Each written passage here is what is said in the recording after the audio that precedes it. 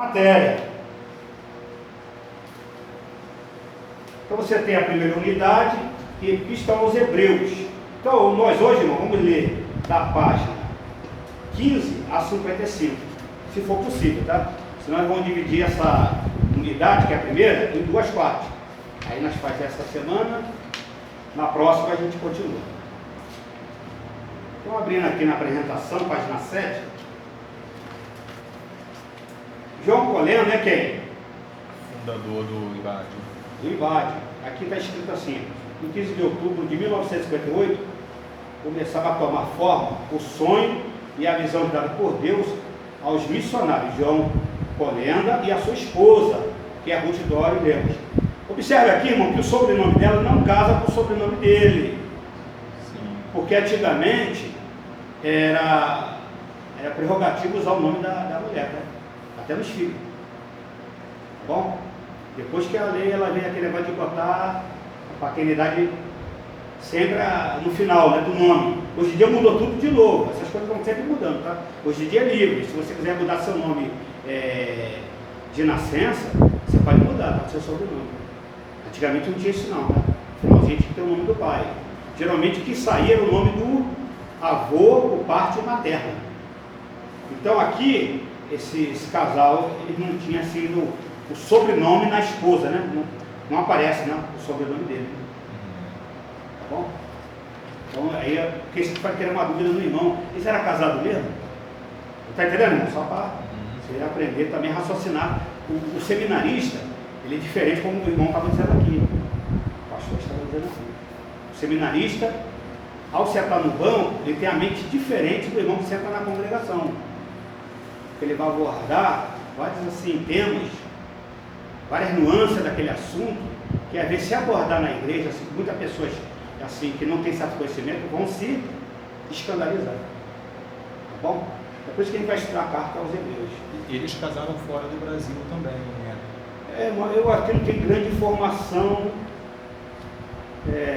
embora o nome aqui, o sobrenome dele eu não sei a origem. Tá? Eu não tenho uma apresentação legal da origem de família deles, tá? Às vezes você pega uma apresentação assim de autor de livro e vem aquele histórico, né? No YouTube que tem vídeo falando a respeito deles, aí dá tudo. É porque eu fiz igual você, eu peguei o livro deles agora. Sim. Na minha época de seminário, ele vai citar esse livro aqui, ó.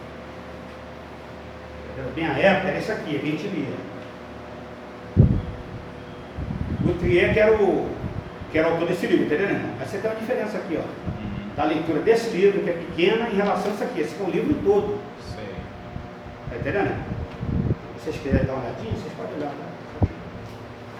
Só para vocês verem assim, dar uma passadinha. Eu não sei se não está vendo ainda, tá? Você pode ir na CPAD. A CPAD tinha. Tá bom? Aí é assim. Isso aqui ele é básico, né? Ele é um médio, porque ele tem muito assunto aqui do médio. Mas os irmãos devem evoluir. Tá bom, irmão? Tentar aumentar o seu conhecimento. A internet fornece muita coisa, facilitou muito, tá? Que livro é caro. A apostila é uma coisa assim muito frágil. Eu nem gosto muito de apostila, porque a apostila, ela se desfaz muito rápido. Já o livro de encarnação dura mais tempo, tá? Mas, hoje em dia você tem a internet. Há irmãos que resistem à internet, porque ela tem coisa ruim e tem coisa boa, tá? Mas você pode transformar esse livro de Deus em arma de destruição. Tá? Isso aqui no século passado, né, no início do século XX, foi usado pelo nazismo. Fundaram aquele nacionalismo nacionalista da Alemanha, de ultradireita, que levou à Segunda Guerra Mundial, né?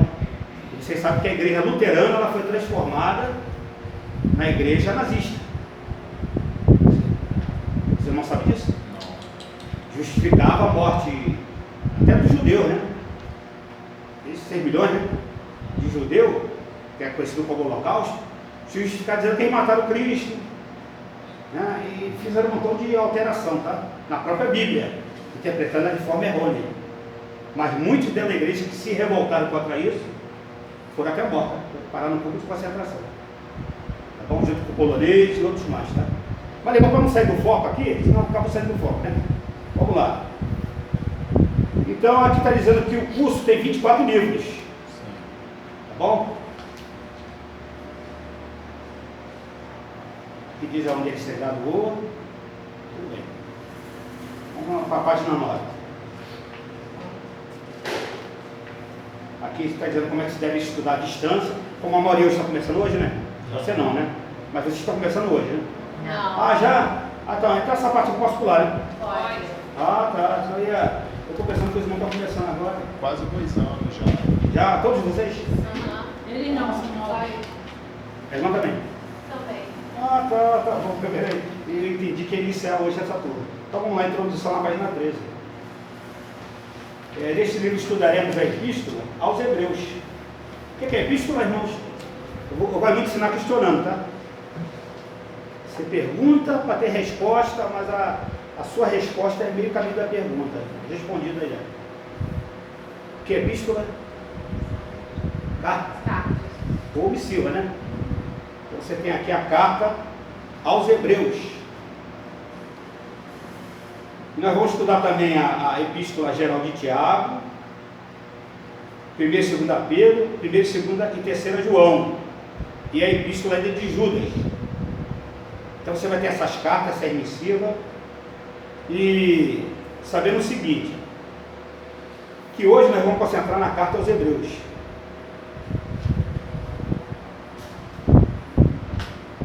Então nós daremos nessa noção geral as suas respectivas autorias. Os irmãos vão me acompanhar na cinta, irmãos, parada? Porque muitos já tem um livro, né? Já vieram lendo, né? Então vou só passar por cima, tá bom? Então nós vamos ver data, local, em que foram escritas, e seus principais destinatários, a sua aceitação no cânon, o aspecto teológico, além de assuntos específicos registrados em cada um desses escritos. Então veja só, irmão, você, ao endereçar uma carta, você está falando a alguém, né? Então você tem que se perguntar aquela carta, foi para quem? Onde, quando e por quê? Esse porquê separado é pergunta, é aquela regra do porquê, né? Por quê? Por quê? Aí você, ponto de interrogação. Por que junto já é a resposta. Porque aquele povo era assim, eles entendiam dessa maneira. Aí você tem que ver o aspecto cultural daquele povo.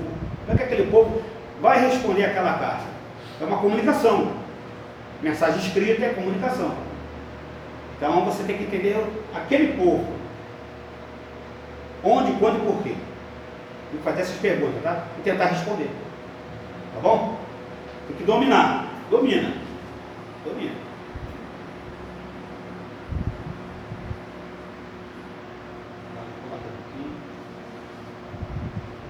Então aqui no finalzinho desse parágrafo aqui do meio, há uma vasta teologia e discussões que se avançam pelos anos na história da igreja. Vocês estão me acompanhando aqui? Ó? Dá para me acompanhar aqui? Se você já leu, você está me acompanhando, tá? Tá bom?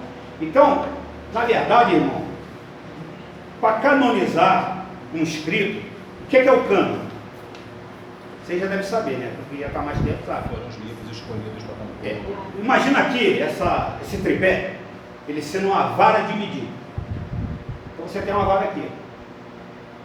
É uma cana de medir. O cânon é isso, é um cano. Uma vara de medir. Então, quem já pulou quadrilha, brincou lá quando não era cristão, sabe que tem que passar debaixo daquela corda, né? De uma madeira, né? Isso. Então você tem que se agachar. Aqui não pode. Aqui tem que passar no tamanho certo. Maior não passa, tá bom? Então há coisas que tem um limite de assunto, tá? Naquela abordagem. Então tem muita coisa que é especulativa.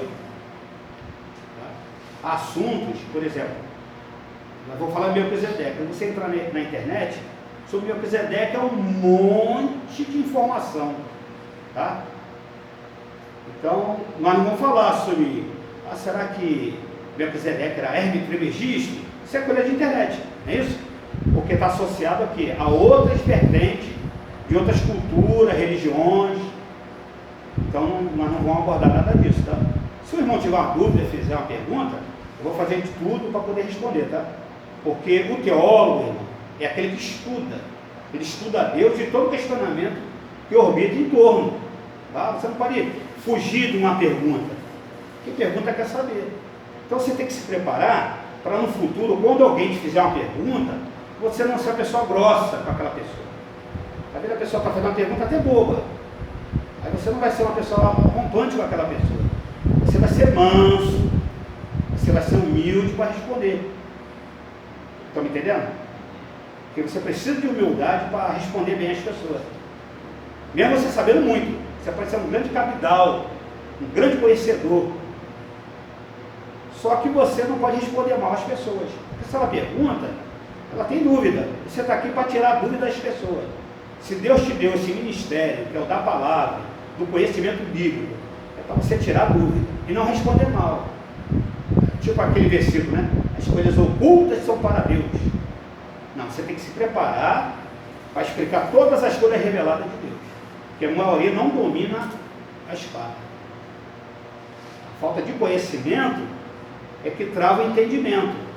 Por isso que nós vamos usar muito exemplos, tá, irmão? Porque o exemplo, ele nos ajuda a compreender. Tá bom? Os exemplos serão sempre dados para ter uma boa absorção, tá, do assunto. Ok? Vamos lá. O último parágrafo aqui vai falar assim: objetivamos fomentar no estudante de teologia a reflexão e a aplicação de verdades extraídas com o estudo sistemático dessas sessões bíblicas, além de exaltar a importância dessas cartas para o crescimento eclesiástico. Então, objetivando, o objetivo é o qual? Fomentar, aumentar o desejo dos irmãos, de quê? De estudar teologia, causar nos irmãos o desejo de reflexão, refletir sobre cada assunto, a aplicação, né, do estudo sistemático. O irmão tem que ser sistemático. Primeira leitura, irmão, sempre é regra de 3, tá? Nós temos sempre uma regra de 3 em quase tudo.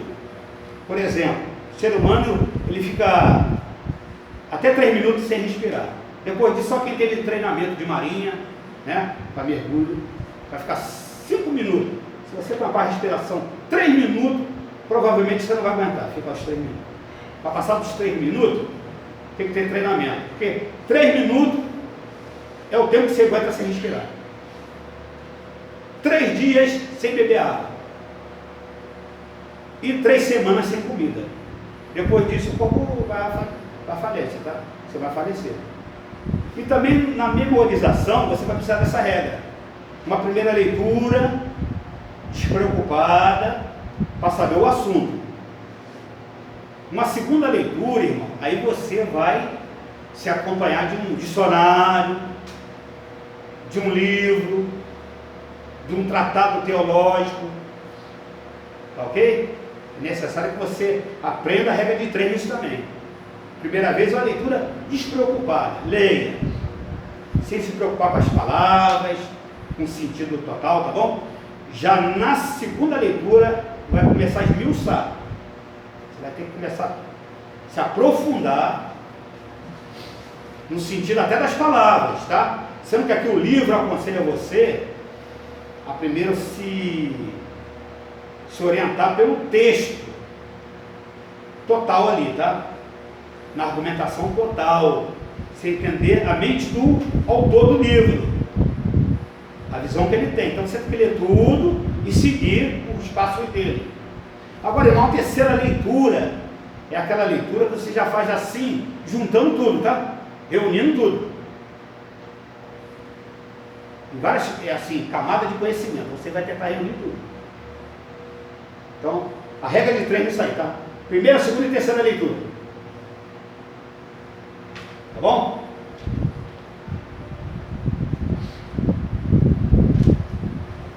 Página 15. Irmão, conforme nós formos lendo os assuntos, eu vou pedir um voluntário para ler a introdução à epístola, a página 15. Quem pode ler para mim? Depois a gente frisa aqui. Pode ler, Nestor. ela vai ler lá, deixa eu ler. Nesta unidade, analisaremos a Epístola aos Hebreus, cujo tema central é a superioridade do sacerdócio de Cristo. No primeiro capítulo, denominado Noções Gerais da Epístola aos Hebreus, verificaremos a autoria, a data, o contexto histórico e o destinatário. No segundo, apresentaremos os critérios utilizados para o reconhecimento da canonicidade dos escritos do Novo Testamento.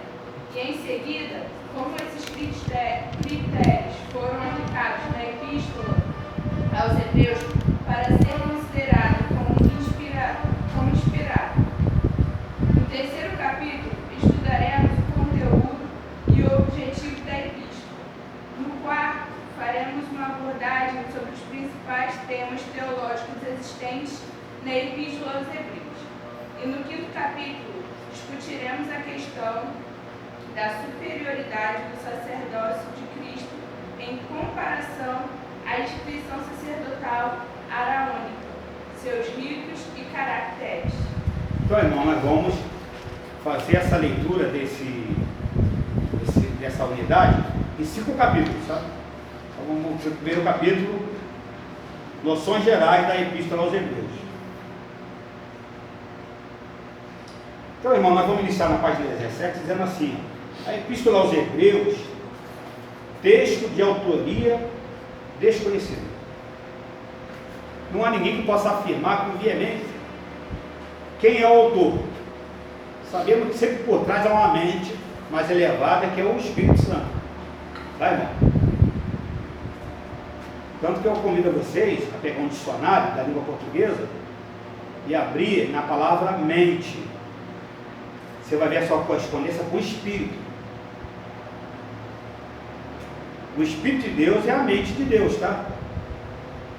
O Espírito Santo é aquele Espírito por Deus separado para nos transmitir o conhecimento da mente do divino, do eterno. Então, o autor de toda a Escritura é o Espírito Santo. Agora, a autoria humana, nós vamos discutir isso agora, tá?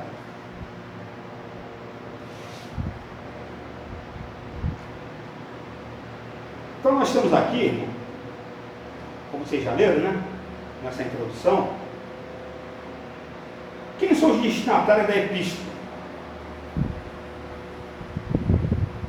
Vamos observar as principais correntes teológicas que buscam comprovar a respeito desse assunto.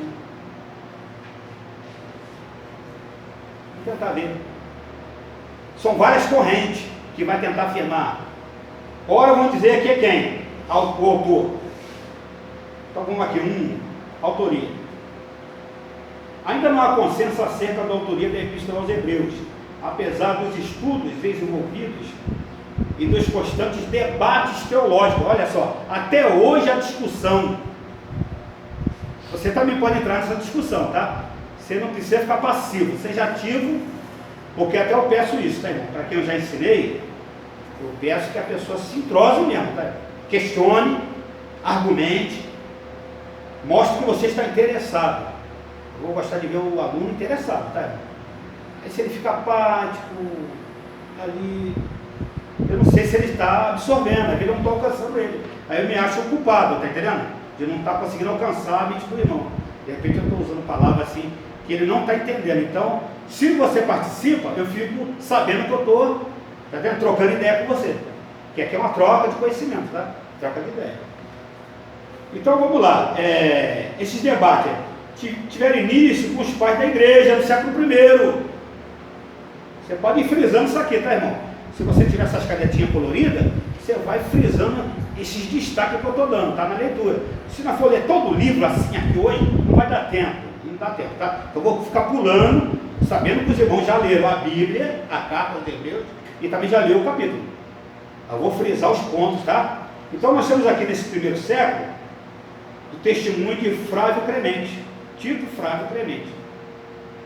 um erudito pensador de Alexandria. Então você sabe que no primeiro século da era cristã, da era comum, a capital do saber já não era mais Atenas, dos gregos, e nem Roma, tá, irmão?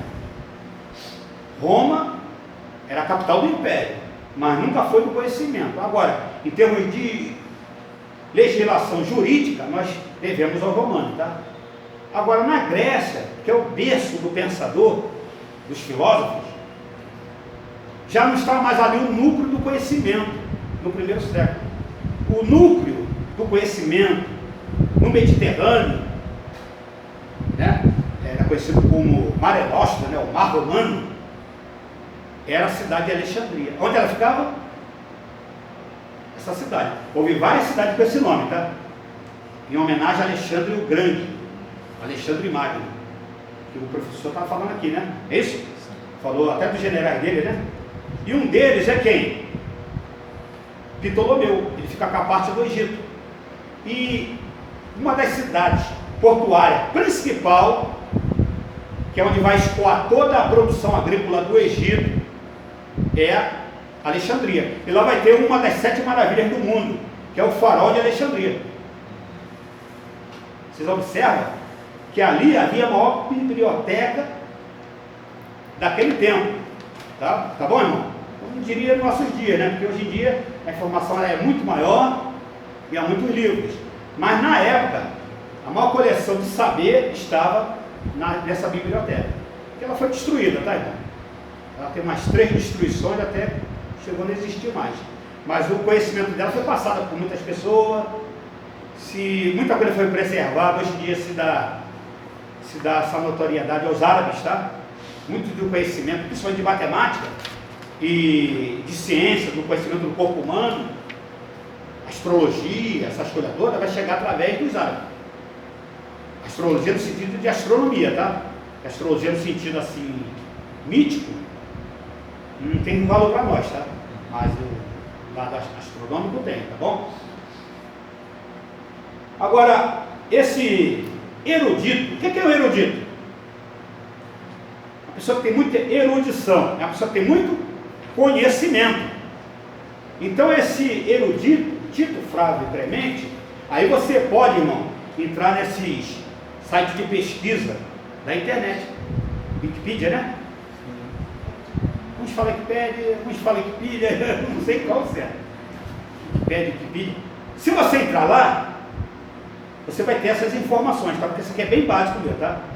Ele não vai ficar no vermelho não, porque quando ele não tem assim a fonte confiável, ele pode ter em vermelho, né? Aí você fica sabendo, tá em vermelho não é confiável, tá azulzinho, tá tudo certinho, então ele tem um fundamento ali que já foi comprovado, tá? Houve a pesquisa, teve uma aprovação, teve o like, né? Teve aquele joia, teve o like, tá bom. Então ele é o erudito pensador de Alexandria, que é essa capital, né, da erudição da época, 200 depois de Cristo. De efeito que a epístola foi escrita em hebraico pelo apóstolo Paulo e posteriormente traduzida para o grego por Lucas. Porque Lucas, irmão, é aquele médico que ele vai escrever o evangelho dele. Lucas. E também vai escrever um outro livro. Qual outro livro que ele vai escrever de suma importância para nós? Atos. Então Lucas é um escritor, é um homem também erudito, tá, irmão? Ele é um médico da época, ele também é um historiador. Esse desejo de conhecer a historiografia das coisas é muito bacana, tá, irmão? Eu gostei muito quando cheguei aqui, nosso professor estava falando a história, agora eu amo história. Quem não conhece a história, irmão, ele não conhece nada. Ele está fardado a repetir muitos erros. É por isso que é importante você saber sua origem, a origem da sua família, quem foram seus avós, seus antepassados, de onde eles vieram, como é que eles chegaram aqui no Brasil. Está entendendo, irmão? Você tem que entender o seu núcleo familiar. Uma pessoa, irmão, que não tem identidade é a pessoa que não sabe a sua família. Ele não conhece nada de si. Ele vai construir a sua história, né? Ele vai até arrumar um sobrenome, um epíteto, né? Um apelido de família. Está entendendo? Aí você vai cada nome de família, porque vira a pessoa que dá tanta exclusividade ao início da sua história, que ele funda um sobrenome novo. Isso é de 500 anos para cá, isso vem sendo muito usado, tá? Meu sobrenome é Pinheiro e Pinto. Está entendendo? Aí eu tenho que investigar meu sobrenome. Você tem que investigar o seu sobrenome. Tá bom? A cidade que seus pais nasceram. E o contexto. A Bíblia é a mesma coisa da sua formação. Você tem que saber o contexto bíblico para interpretar bem. Dominar mesmo, para dominar a escritura. Então, nós temos esse Tito, Flávio Clemente, porque ele dá o seu parecer. Para ele é Paulo. E Lucas traduziu para o grego.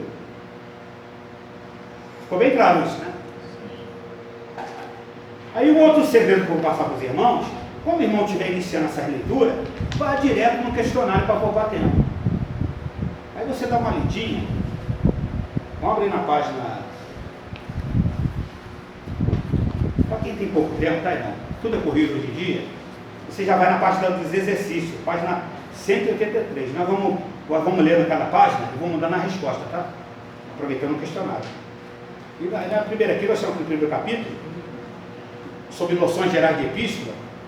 Você vai colocar V, verdadeiro, e F para falso. Então nós temos aqui um questionamento aqui, ó. Para ver se é certo ou falso. De acordo com o posicionamento de Tito Flávio Clemente, um erudito pensador de Alexandria, 200 depois de Cristo, a carta de Hebreus foi escrita em hebraico pelo apóstolo Paulo e posteriormente traduzido para o grego por Lucas. Isso é verdadeiro ou falso?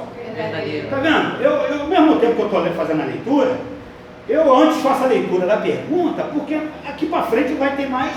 Entendeu? Esse método aqui é muito bom, tá? Para você gravar rapidamente e você saber firmar o ponto de vista do comentarista. Já procura já lá ver. Se não tiver certeza, você não vai fazer a caneta não, faz com lápisinho, tá? Faz com lápis, tá bom? Estou passando os irmãos o bizu. Sabe o que é o bizu? Sabe o que é bizu? É o que cai na prova. Aquele barulhinho, o bizu é. É o que cai na O prova. bizu é aquele barulho que o incêndio faz. Eu estou te dando um bizu para os irmãos, tá bom? Hã? Lá na aldeia só fala disso. Bizu? Então tá bom. Esse bizu aqui pode, tá? Esse bizu aqui é. Tá bom. Então vamos lá. Bacana, né? Os irmãos é a favor dessa teoria? Sim, vamos lá. Já? Vamos ver outra. Bom, devido à sua boa organização. Aí, ó, aqui, ó, no começo da página, vou pular aqui, tá? Ponto. Porém, acharei? Vê se você me acompanha. É importante observar que essa organização e cadência no discorrer, ó, cadência, tá? Nessa sequência, tá? Sobre alguns assuntos, não era o forte do apóstolo Paulo, que tinha como característica abordar em mesmo momento vários assuntos. Então, irmão, nessa carta aos Hebreus, não é característica de Paulo. Então, sempre você vai ter algo favorável e algo contrário, ou seja, argumento a favor daquela hipótese e argumento contrário. Você tem que ouvir ambos os lados. Aqui está sendo frisado que o apóstolo Paulo não tinha esse estilo literário. Embora muitas coisas Paulo não escrevia da sua própria mão, tá? Ele tinha auxiliares, tá? No estudo das cartas paulinas, os irmãos vão aprender isso, tá bom? São auxiliares que ajudavam Paulo a escrever. Inclusive, irmão, por quê? Quem escreve muito erra menos, tá? E Paulo, certamente, ele era um homem até que fazia tenda, trabalho, tá entendendo? Então ele não tinha aquela habilidade o tempo todo ficar escrevendo. Então era o costume da pessoa primeiro escrever em barro, no chão. Você vê Jesus escrever no chão, tá? Taubinha de barro, tipo escrita com uniforme, para depois escrever num papiro. Porque um papiro, uma folha de papiro, era uma semana de trabalho. Então era muito caro o material para se escrever. Um pergaminho feito de couro, então aquilo era loucura de caro. Porque aquilo tinha que ser preparado, bem preparado para poder escrever naquilo. Aí você errasse, borrou, acabou. Então, geralmente, para escrever, tinha que ser uma pessoa muito habilidosa para escrever, tá? Porque o material é muito caro para desperdiçar. Não é como hoje em dia a folha de papel que você acha no chão. As pessoas jogam fora, desprezam, né? Mas nos tempos antigos, até na escolaridade antiga, o pessoal usava até o papel de pão da padaria para escrever, levar para a escola, tá? Nos tempos antigos era assim. O material era caro, até o papel do nosso dia era caro. Tá?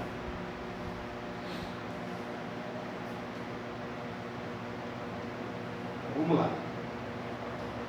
Segunda hipótese. Aqui, ó. Outro parágrafo, tá? Acabou ali e tal, vou continuar nessa linha.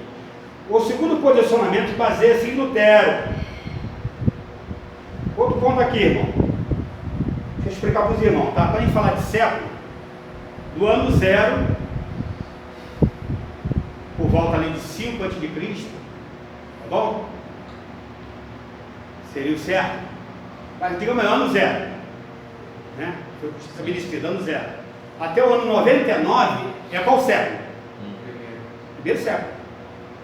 Então, toda vez, por exemplo, falar assim, o ano 110 é o século 2. Tá bom, irmão?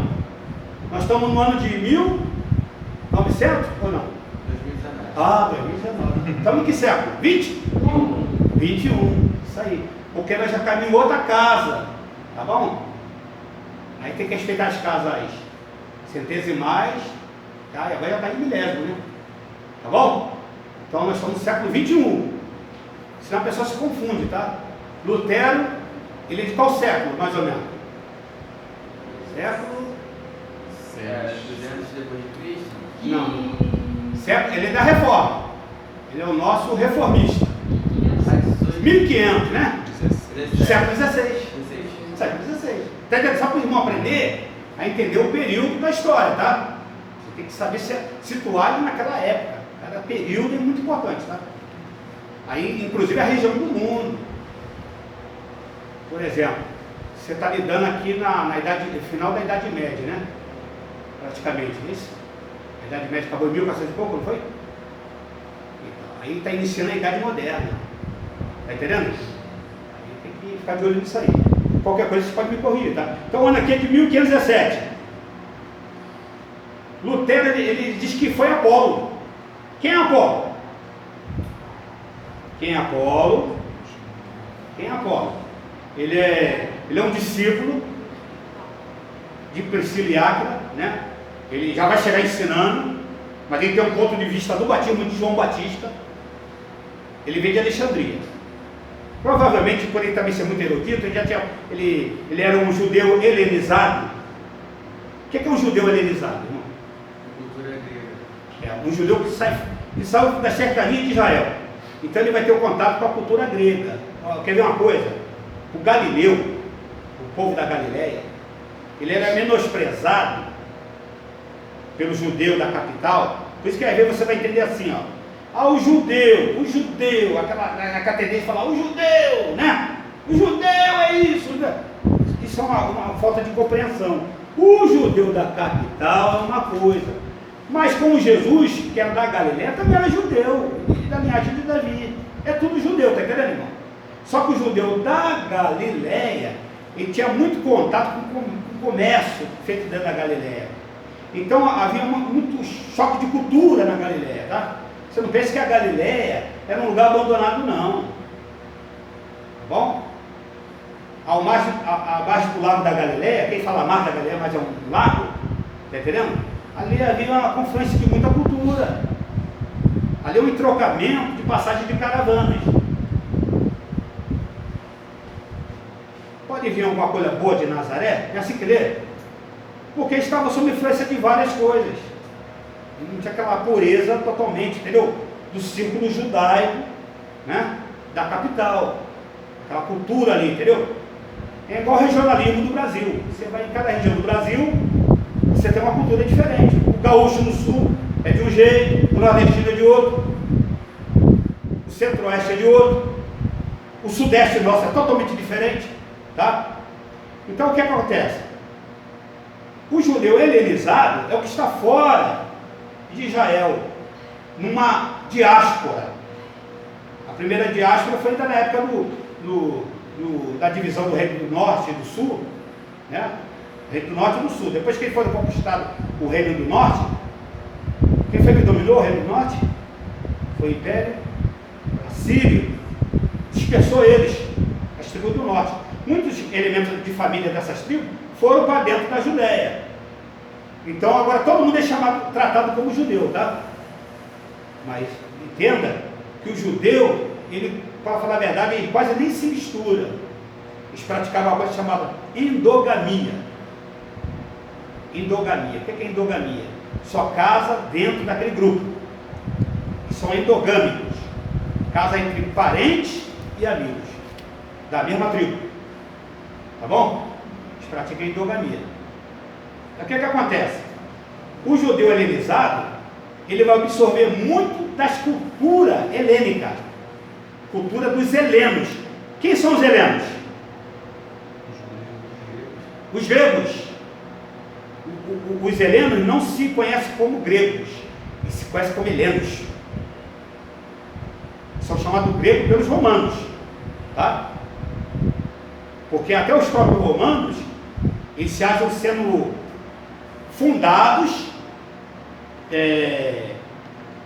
pelos fundadores, sendo povos que veio lá daquela guerra de Troia, entre os gregos, tá entendendo? Então, você vê que os romanos já tinham uma rivalidade com o grego histórica, tá? É só você ler a Eneida. Já ouviram falar da Eneida? Não tem os contos homéricos, né?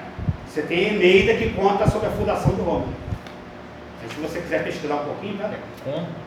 Eneida. Eneida, tá? Que explica a origem. Com H ou... É, com H. Então, vamos lá. Então, você tem os judeus helenizados. Esse povo judeu está sob uma cultura grega, influenciado, né? Sobre a cultura grega. E nesse caso aqui, tem esse parecer de Lutero, que seria Apolo, um eloquente, o quê? Pregador, né? Um eloquente, que era de Alexandria. Ele foi, né, no caso, discípulo de Priscila e Áquila, que ensinaram a ele melhor a respeito do caminho. Aí vai falar aqui, em Atos 18, tá bom? Depois você vai se situar melhor ali no Atos dos Apóstolos, autoria de Lucas, certo? Então ele vai falar melhor sobre o pregador Apolo. Agora tem uns que acreditam, como Lutero, que Apolo é o autor dessa carta. Há pontos fortes e pontos negativos para apoiar essa opinião. Então tá aqui, ó, após o Atos 18 aqui, ó, acompanha aqui. Teria escrito o livro após ter sido discipulado pelos auxiliares do apóstolo Paulo, Priscila e Áquila. Tá bom?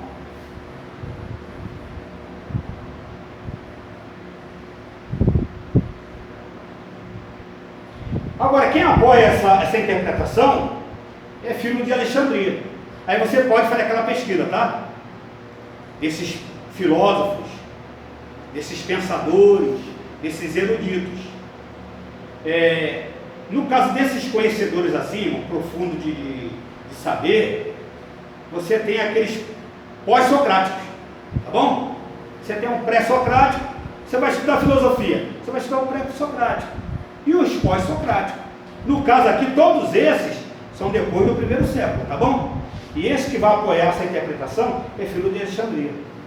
Ó, um profundo conhecedor da filosofia estoica. Aí é muito importante você entender que existiam grupos filosóficos, tipo os estoicos. Os estoicos, irmão, muito contribuíram até para o evangelho, tá? Essa noção assim de não à escravidão, exploração ao próximo, igualdade entre todos, é coisa dos estoicos. Tá bom?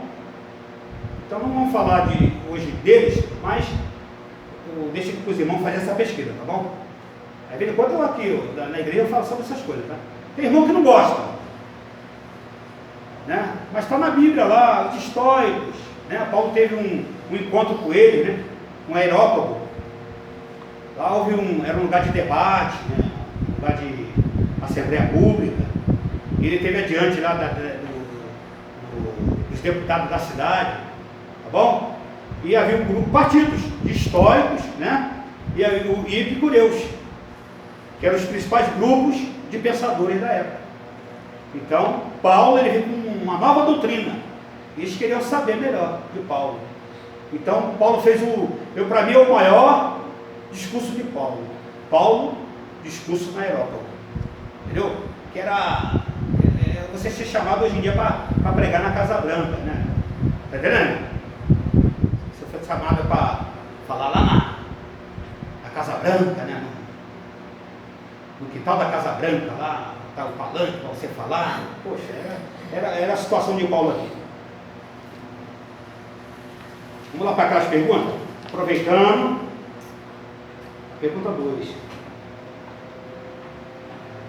O segundo posicionamento sobre a autoria da Epístola aos Hebreus, defendido por Lutero, líder da Reforma Protestante, afirma que a Epístola foi escrita por João Batista, um homem natural da cidade de Alexandria.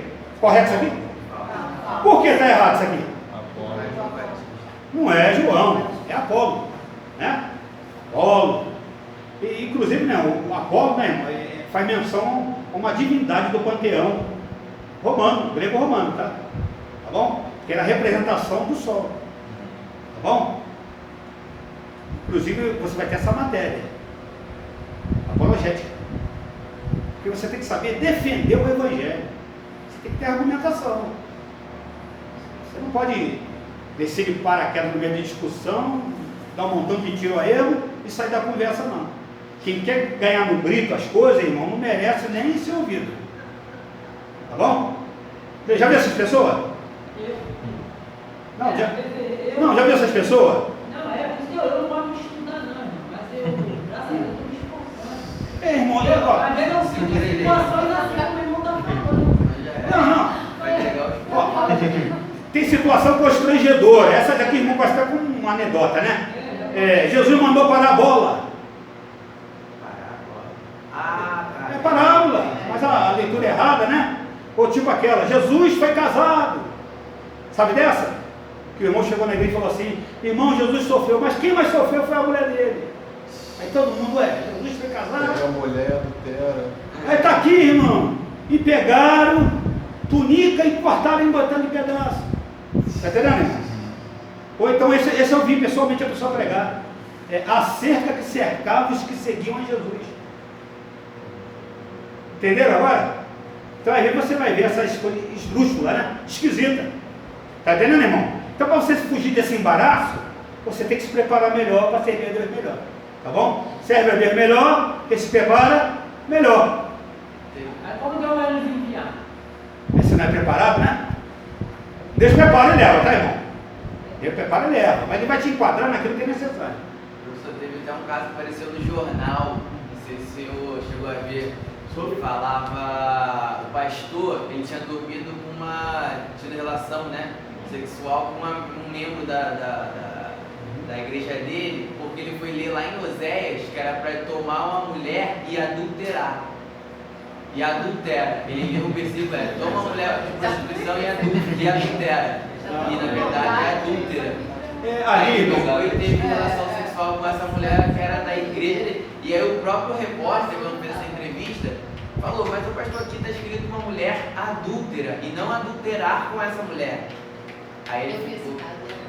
E o texto nem fala isso no original. No original fala uma filha da prostituição. Quer dizer, a mulher que ele casou, ela era filha de prostituta. Tá vendo? Ela veio daquela família ali. Só que depois ela pega e segue os exemplos familiares. Aí há aquela interpretação. Foi algo real ou foi um método para ilustrar? Aí, tá? Aí você deixa o livro de Oséias. Deixa o livro de Oséias. Mas é muito bacana, tá? Esse estudo, tá? Dá muita polêmica! Polêmica! Nós estamos aqui para despolemizar, tá, irmão? Para simplificar e desmistificar tudo. Tá bom? Por isso que o irmão está aqui. Então, nós já passamos por esses dois tipos de pensamento, de possibilidade de ser a autoria da carta. Vamos a esse outro parágrafo aqui, ó. O terceiro posicionamento, baseado em 5º, 7º Florencio. Tertuliano, o nome do homem é grande, né? É um famoso apologista da igreja. Está vendo aqui? Como é que é a palavra Apolo já está entrando aqui para nós? Porque ele é alguém que vai defender a causa do evangelho com argumentação, tá? Apolo era poderoso nisso. Tá bom, irmão?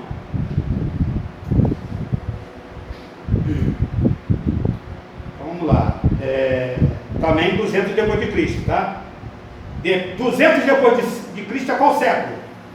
Deixa eu ver se os irmãos entenderam bem. Terceiro. Isso aí. Do ano 0 até o 99, primeiro século. De 100 a 199, segundo século. Tá vendo? O irmão pegou rápido. Terceiro século. Tá vendo como é que as coisas estão passando rápido? Aí já é uma outra corrente que interpreta a autoria da carta aos Hebreus. Então no primeiro era Paulo, depois Lutero, já lá nos 16º século, ele já fala de quê? Sendo Apolo, né? E esse aqui do terceiro século, ele está falando quem? Que é José, codinome Barnabé, filho da exortação, mas também é conhecido como filho da consolação, tá? A Bíblia que ela vai vir, filho da consolação. Então, exortação e consolação é a mesma coisa, tá, irmão? Então, se a sua Bíblia está consolação, é a mesma coisa. José. Então, o José, ele é chamado Barnabé.